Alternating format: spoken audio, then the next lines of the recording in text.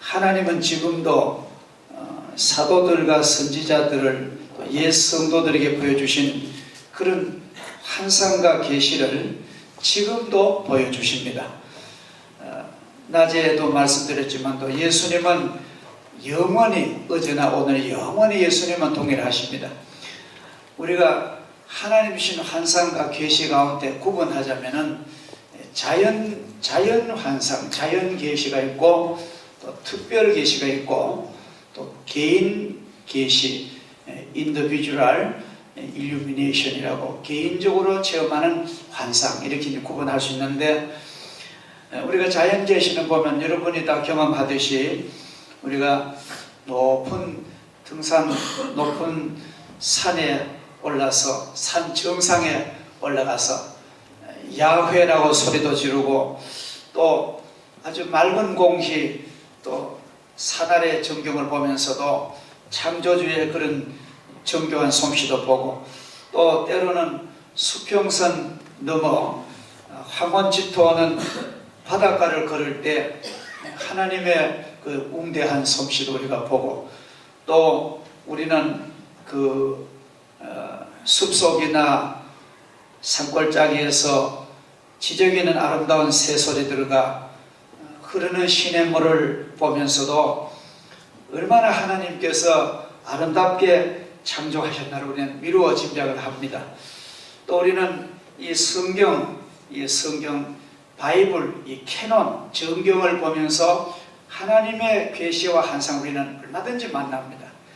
또 하나는 우리가 개인적으로 기도하면서 특별한 그런 은혜를 체험합니다. 물론 이 개인적인 환상과 은혜는 당신도 이와 같이 해라는 그런 건 아닙니다만 하나님 내게 주신 아름다운 보하여 영적 재산인 줄 믿습니다. 우리가 그 하나님의 환상을 우리가 어떤 모습으로 우리에게 올까? 환상이 임할 때 물론 다 상황이 다 사람마다 다 틀리지만도 우리가 환상을 볼 때가 언제냐 하면은 내가 고난의 침상에서 괴로운 병상에서 주님 만날 수 있습니다.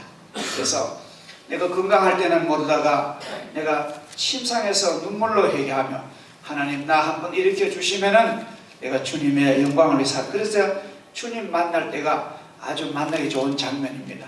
그래서 성경에 보면은 고난은 유익이란 말은 영적으로 은혜이십니다.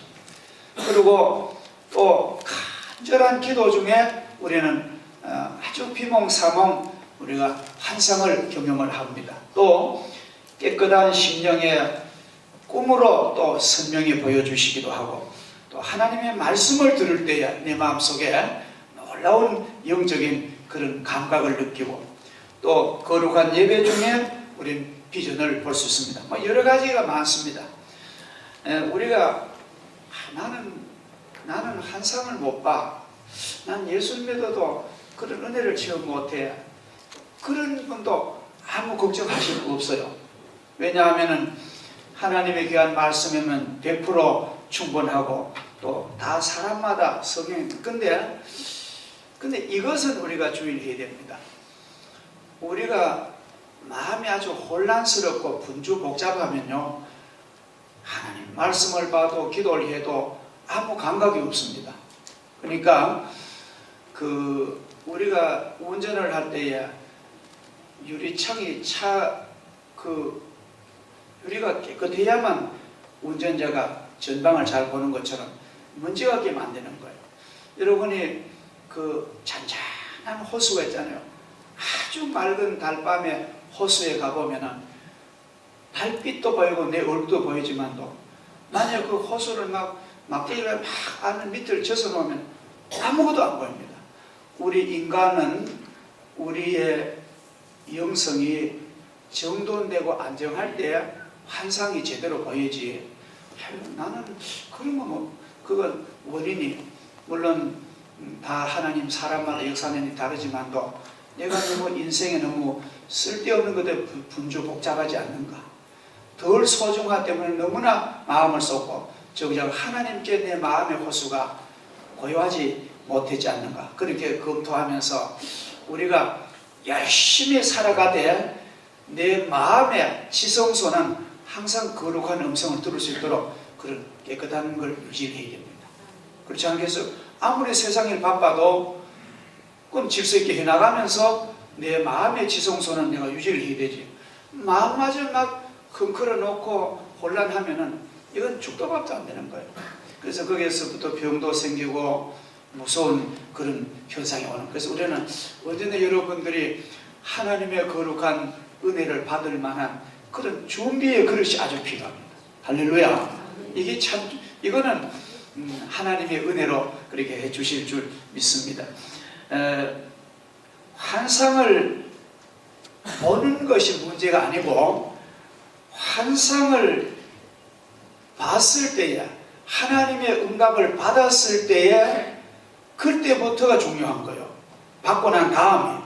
사실은 아무리 환상을 보고 계시를 하나님께 계시를 비춤을 받아도 다 그 성령을 소멸해버리고 대수롭게 여겨버리고 그리고 그냥 이렇게 뭐 집 밟고 내 고집대로 하면은 그게 무슨 소리? 그 차라리 안 본 사람이 훨씬 행복한 사람.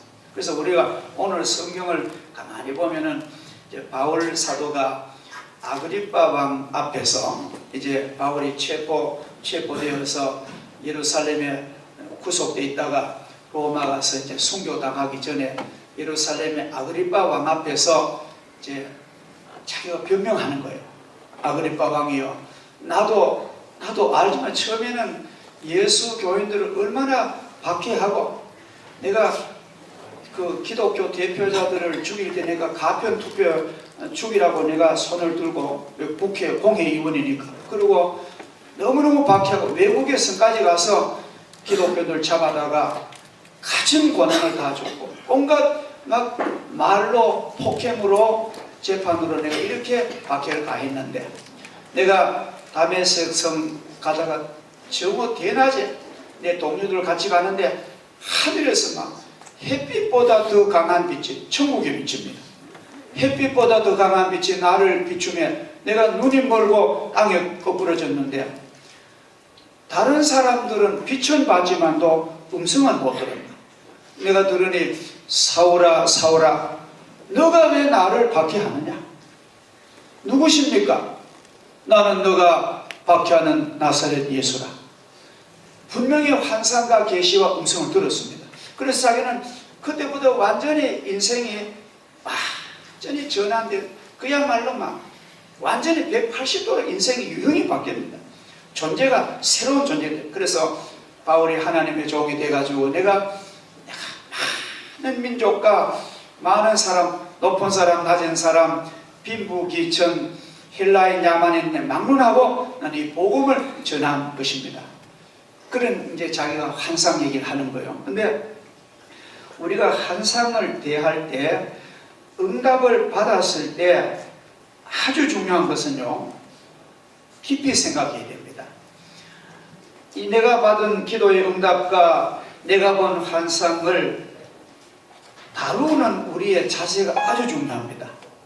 무슨 말씀이 하면은 하나님이 나에게 때로는 꿈으로도 때로는 말씀으로도 때로는 신비한 그런 영적인 그런 환상, 일루미네이션 환상으로라든지 계시로 내가 어느 순간 주시는데 그거를 보고도 내가 가졌던 잘못된 고집, 내 아집, 내 기존에 하나님의 영광을 위한 것보다 내 마음의 육신의 어떤 욕심을 고집하면은 그 환상은 아무 쓸모가 없는 거예요. 그렇기 때문에 아주 중요한 건 환상을 보는 것보다가 자기가 잘 깨닫고 해석하고 그 환상에 순종하는 것, 그게 진짜 축복인 줄 믿습니다. 자, 한번 보세요.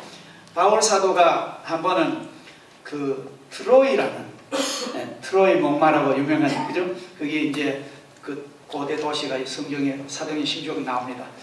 트로아라는 곳에서 밤에 기도를 하는데 바울 마음 속에는 나는 이 이제 아시아란 말은, 성경에 나오는 아시아란 말은 지금의 아시아가 아니고 그때 소아시아라고 로마 지배한 영토의 한 그 지정된 곳입니다. 지금으로 말하면 터키하고 그리스하고 그 곧 이런 이제 소아시아인데, 바울의 계획은 나는 저쪽 서양 그 에게 바다 저 건너편, 지금으로 말하면 이제 유럽은 난 관심도 없고 나는 이 소아시아 이 터키 여기만 돌아 저 흑해로 난 여기만 네가 복음을 전한다. 계획을 다 짠 거예요. 그래가지고 계획을 짜가지고 이제 그리로 이고니온, 루스드라, 밤빌리아, 안디옥 이렇게 쭉 계획을 짜가지고 돌려고 하는데, 아니 드로아에서 어느 날 밤에 기도를 하는데 또 기도 중에 영적 세계가 열리는데 저 건너편 마케도니아 그 유럽에서 어떤 사람이 막 부르는 거예요. 와서 우리를 좀 도와주시오. 모기가 난 사람이 막 이렇게 와 달라. 그래서 바울이 그 환상을 보고도 예를 들어서 아니 나는 내 계획대로 해야 내가 한번 계획을 다 세워놓고 나는 아시아, 비두니아, 이고니온, 루스드라는 일이 또 돌아 여기만 하지 내가 저 건너편 난 갈 거 없어. 그러기 위해서 자기의 고집과 아집대로 그 환상을 무시했다면은 그건 안 본 사람도 많거든. 그러나 바울은 성경에 보면은 그 드로아에서 환상을 본 그날 밤에 딱 보고는 그 이튿날 완전 자기 계획을 올스톱하고 배를 타고 유럽으로 건너갑니다. 이 뭐냐면 하나님의 명령을 난 우선시한다. 이런 사람이 환상 받을 자격이 있고 하나님과 교제할 자격이 있는 거예요. 아무리 좋은 환상을 주시고 아무리 좋은 말씀도 줘도 내 집을 딱 지어놓고 나는 뭐 그건 내 계획이 내 고집이 이게 우선이지 난 그건 이러면은 그게 무슨 아무 가치가 없다는 거예요. 그래서 우리는 환상을 보고 응답받은 내 마음의 자세가 그렇게 중요한 거예요. 할렐루야. 참 이게 중요한 것입니다. 그래서 우리는 너무 욕심낼 것 하고 주님은 내게 필요한 걸 공급해 주십니다. 주님은 내 일생을 통하여 중요한 때에 아끼지 않고 축복해 주시는데 내가 그것을 받고 참 순종하여 복종하는 것이 얼마나 좋은지 모르겠습니다. 자, 베드로가 보세요. 베드로가 사도행전 12장에 보면은 베드로가 복음을 전하다가 원수들에게 붙들렸습니다. 원수들에게 붙들려가지고 얼마나 삼엄하게 한지 군사 4명씩 4패로 16명 아주 정렬한 군인 로마 군인들이 4명씩 감옥 안에 또 감옥 밖에 또 감옥 담 밖에 또 저 밖에 4명씩 4조가 베드로 탈출할까 지키는 거예요. 그날이 오순절이기 때문에 명절 지나가면 죽이려고 처형하려고 이제 원수들이 이제 당국자들이 베드로를 감금했는데 이거 완전히 속수무책입니다. 이거는 뭐 베드로가 탈출한다는 거는 0.01%도 안 되는 거예요. 도저히 나올 수가 없습니다. 그런데 하나님의 성도들이 예루살렘 마가의 다락방에서 간절히 하나님이여 우리 주의 종 베드로 사도를 하나님 살려주셔야 됩니다. 하나님께서 그 종을 눈물로 기도하는데 베드로가 감옥 독방에 감옥 속에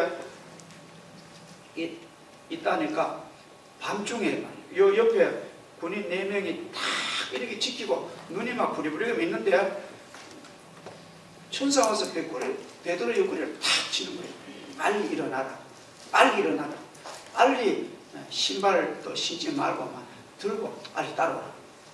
그 베드로가 아이고 나를 돕는 건 좋지만도 이렇게 삼엄한 경계태 속에 내가 섣불리 행동 내가 괜히 일찍 죽는다. 난 그래 못 따라갑니다. 하고 독방에 버티고 있었더라면 아무런 은혜가 필요. 그래서 베드로는 잠자다 응급결에 주님께서 날 인도하고 그만 들고 막 따라가니까요. 참 신기한 거는 성경을 사실 읽어가면서 해야 되는데 그 삼엄한 경비병이 눈이 벌뜨고 또 로봇도 눈만 벌뜨지 가만히 감각이 없는 거죠. 나가는 것도 모르고 그리고 문이 창고가 다 열리고 막 그냥 저절로 풀어져요. 그래서 저 감옥 밖에 나가서 길거리 나가가지고 그때 베드로가 이게 진짜구나 싶어서 그때 오면 천산 떠나버리고 혼자서 마가 요한의 집을 찾아가서 문을 두드려. 만약에 예를 들어 베드로가 이 로마 감옥은 어느 누구도 역사적으로 탈출한 사람이 없어. 신창호에도 못합니다. 그런데 내가 괜히 따라 나서다가 내가 목게임 당하면 만약에 자기 고집대로 했더라면은 베드로가 무슨 그래서 저는 오늘 귀한 여러분과 저에게도 하나님은 놀라운 은혜를 주십니다. 근데 우리가 이 축복 은혜를 잘 받을 수 있는 이번에 여러분 아름다운 환경은 여러분이 마련하시기 바랍니다. 그래서 그럴 때에 우리는 하나님이 우리를요 병에서도 일으켜 주시고 어려운 문제 속에서도 하는 해결해 줍니다. 제가 예전에 그런 얘기를 잠깐 했습니다. 여러분이 이 끈이 맺혀가지고 아무리도 못 푸는 문제가 인생이 그런 문제 있거든. 풀려고 하지 말고 하나님께 기도하라. 하나님이 풀어줘요. 우리 그런 경험이 있습니다. 그래서 어려운 문제 생기니까 예를 들어서 어떤 유치부 부장 권사님이 유치부에 꼭 이 문제는 해결해야 되는데 이거는 말해도 안 되고 이건 싸워도 안 되고 그 문제는 누가 상의하지 말고 기도로 하나님 이 문제 하나님 반주자를 보내주십시오. 하나님 보내주십니다. 하나님이 꼭 기도하면은 하나님이요 순적히 만나게 해주실 줄을 믿습니다. 이렇게 돼야 그게 제대로 풀려나가지 안 그러면은요 참 우리가 할 수 없어요. 그래서 우리는 오늘 이 시간에 환상을 순종하는 능력을 주시옵소서. 우리가 하나님의 말씀을 순종하면 어떤 사람들은 내게 손해나 하나님께 순종하면 내 지갑에 내 창고에 손해나 그렇게 1차 계산할 수 있는데 그것도 저는 긍정합니다. 그것도 사람 계산 맞습니다. 그러나 한 단계만 올랐으면요 하나님의 세계는 우리 계산하고 틀립니다. 하나님의 세계는요 우리의 마음의 자세를 보시고 하나님은 엄청나게 하나님은 채워주실 줄을 믿습니다. 그래서 우리 무한하신 하나님의 그 능력을 우리가 바라보고 주의 환상과 계시와 내게 주신 개인적인 하나님의 통로와 하나님의 축복을 우리는 소중히 여기고 그리고 이러한 경험을 하고 이러한 그 순종해 나가다가 그러한 경력이 가장 쌓이잖아요. 하나님에게 언제 내가 얻는 귀한 꿈을 보고 은혜를 받고 말씀과 환상을 받는데 내가 하나님께 순종했더니 아주 신기하고 놀라운 일이 생기잖아요. 그러면 그게 쌓이는 게 스펙입니다. 그러한 경력이 붙어야 일꾼이 되는 거예요. 예를 들어서 아무런 경험도 없고 아무런 응답도 없고 하면 어떻게 남을 가르치겠어요? 이론으로 대학 교수 같으면 이론만 가지고 소개합니다. 하나님의 세계는 그런 게 아니잖아요. 그래서 내가 가보지 못한 것은 말할 수 없습니다. 내가 경험하지 못한 거 내가 어떻게 말? 그래서 물론 사람마다 영적 환경이 다릅니다만도 중요한 기준은 오늘 말씀처럼 내가 하나님의 지시를 소중히 알고 내 어떤 인생의 것보다 그걸 더 우선시하고 하면은 하나님 내게 영육에 넘치는 복을 주시고 나를 통해서 아주 놀라운 일꾼으로 하나님이 쓰실 줄 믿습니다. 믿습니다. 그래서 여러분들 모두가 아주 소중한 인생을 아주 아름답고 또 너무나 영롱하고 또 하나님이 주시는 그런 좋은 청사진을 보시고 또 여러분의 아름다운 순종이 잘 결부되어서 인생의 좋은 작품이 만들어지기를 주 이름으로 축원합니다. 기도하겠습니다. 감사하시고 고마우신 하나님 아버지, 오늘 바울 사도가 아그리빠 왕 앞에서 자기가 체험한 다메섹 도상의 환상과 계시를 그는 증거를 합니다.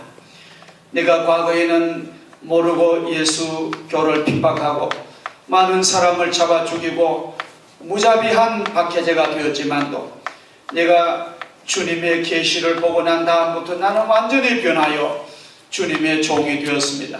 주님의 종이 될 뿐 아니라 그는 많은 은혜를 체험하고 나중에 십자가의 순교의 제물로 기쁘게 돌아갑니다. 하나님, 우리가 이 생에 와서 어떻게 사느냐도 중요하고 어떻게 죽느냐도 중요한 줄 믿습니다. 우리가 하나님의 영광을 위해서, 그 나라와 그 일을 위해서, 교회를 위해서, 가정을 위해서, 가족과 성도들 위해서 우리는 살게 하시고, 우리가 그렇게 열심히 아버지 숨차게 살아가다가 우리는 하늘나라 갈 수 있도록 도와주시고, 너무나 내 이기적이고 내 고집적이고 나태하고 내 욕심 그대로 가지고 살지 않도록 주님 나를 변화시켜 주시고 성령의 기름으로, 성령의 불로, 말씀으로, 능력으로 나를 새 사람 만들어 주옵소서. 우리가 예수 안에 있으면 다 새로운 피조물의 싸움이, 우리가 주님 은혜 안에서 날마다 내 자신 영혼이 새로워지는 체험하는 저희들 되게 하여 주옵소서. 감사드려오며 예수님의 이름으로 기도하옵나이다. 아멘.